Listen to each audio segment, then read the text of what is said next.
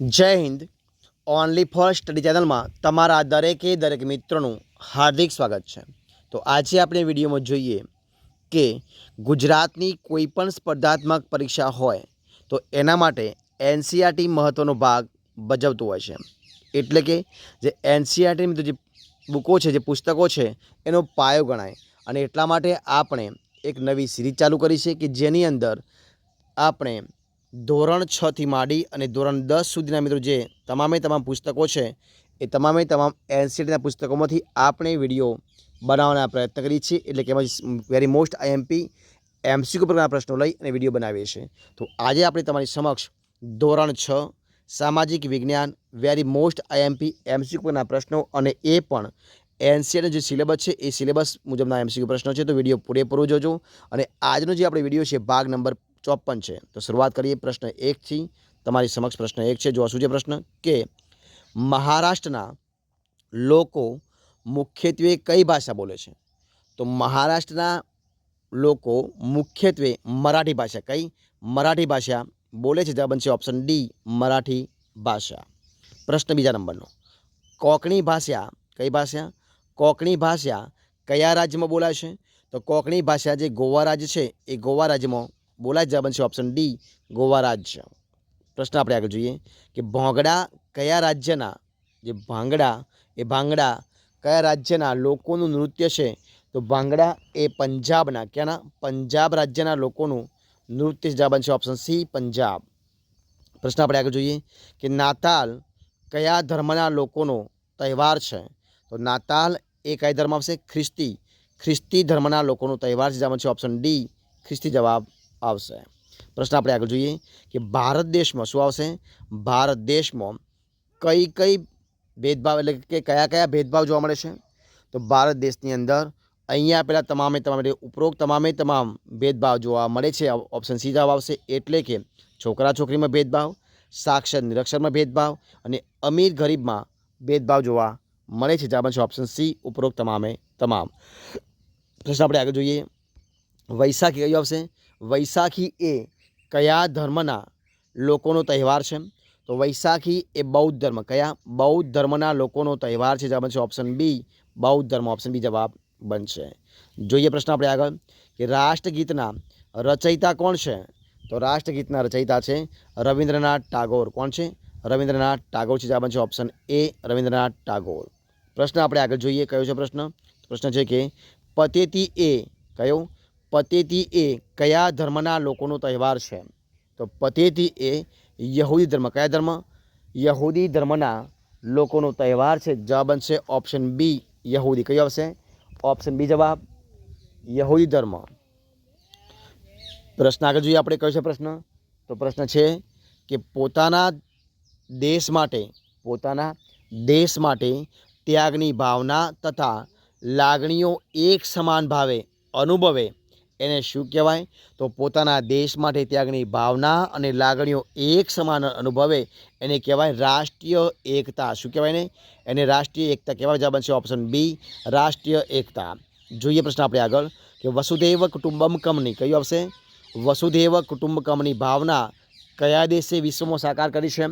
તો વસુધૈવ કુટુંબકમની ભાવના એ કયા આવશે? જવાબ આવશે ઓપ્શન બી, ભારત દેશમાં. કયા દેશમાં? ભારત દેશમાં સાકાર કરી. જવાબ છે ઓપ્શન બી, ભારત દેશની અંદર. આપણો દેશ કોના મતદાન વડે ચાલે છે? તો આપણો દેશ એ લોકોના, કોના? તો લોકોના મતદાન વડે ચાલે છે. જવાબ છે ઓપ્શન સી, લોકો.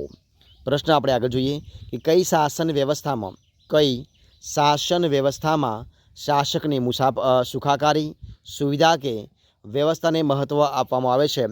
તો રાજાશાહી વ્યવસ્થામાં છે મિત્રો. જે રાજાશાહી વ્યવસ્થા છે એ રાજાશાહી વ્યવસ્થાની અંદર શાસકની સુખાકારી, સુવિધા કે વ્યવસ્થાને મહત્ત્વ આપવામાં આવે છે. જવાબ છે ઓપ્શન ડી, રાજાશાહી વ્યવસ્થાની અંદર. જોઈએ પ્રશ્ન આપણે આગળ, કયો છે પ્રશ્ન? તો પ્રશ્ન છે કે કઈ શાસન વ્યવસ્થામાં લોકોને કેન્દ્રમાં રાખી અને ભાવિ આયોજન કરવામાં આવે છે? તો લોકશાહી વ્યવસ્થામાં. શેમાં? લોકશાહી વ્યવસ્થાની અંદર એ લોકોને કેન્દ્રમાં રાખી અને ભાવિ આયોજન કરવામાં આવે. જવાબ છે ઓપ્શન ડી, લોકશાહી વ્યવસ્થા. જોઈએ પ્રશ્ન આપણે આગળ કે સમગ્ર રાજ્યનો કાર્યભાર કોણ સંભાળે છે? તો સમગ્ર રાજ્યનો કાર્યભાર એ રાજ્ય સરકાર, જવાબ આવશે ઓપ્શન બી. કોણ સંભાળે છે? રાજ્ય સરકાર સંભાળે. જવાબ બનશે ઓપ્શન બી, રાજ્ય સરકાર. જોઈએ પ્રશ્ન આપણે આગળ કે કઈ શાસન વ્યવસ્થામાં બધાને સામ્યતા, કઈ શાસન વ્યવસ્થામાં બધાને સામ્યતા કે સરખાપણને વિશેષ મહત્ત્વ આપવામાં આવે છે? તો સામ્યવાદી વ્યવસ્થામાં. શેમાં? સામ્યવાદી વ્યવસ્થામાં બધાને સામ્યતા કે સરખાપણને વિશેષ મહત્ત્વ આપવામાં આવે છે. જવાબ બનશે ઓપ્શન સી, સામ્યવાદી વ્યવસ્થા. જોઈએ પ્રશ્ન આપણે આગળ કે લોકશાહી સરકારમાં સરકારનું સંચાલન આડકતરી રીતે કોના દ્વારા થાય છે? તો લોકશાહી સરકારમાં સરકારનું સંચાલન આડકતરી રીતે એ લોકો દ્વારા, કોના દ્વારા? લોકો દ્વારા થાય છે. જવાબ બનશે ઓપ્શન એ, લોકો. પ્રશ્ન આપણે આગળ જોઈએ કે આપણા દેશમાં શું છે? આપણા દેશમાં સેના દ્વારા સ્થાનિક, રાજ્ય કે રાષ્ટ્રીય સરકારનું નિર્માણ કરવામાં આવે છે?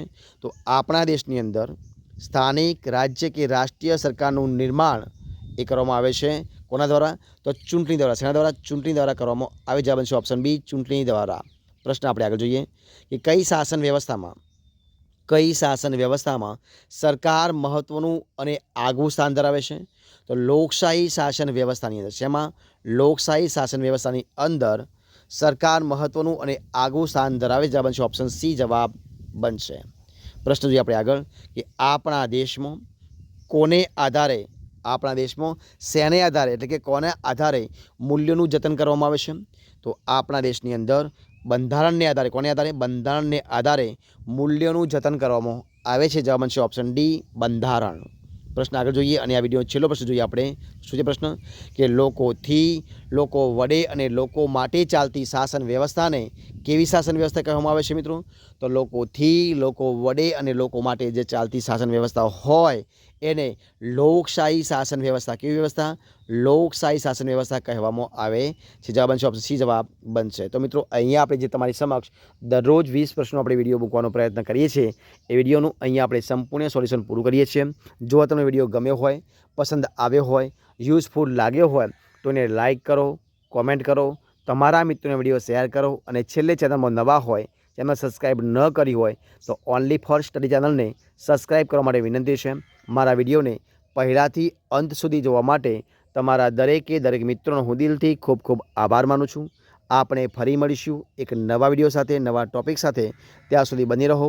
જય હિન્દ, જય ભારત, જય જય ગરવી ગુજરાત. Best of luck.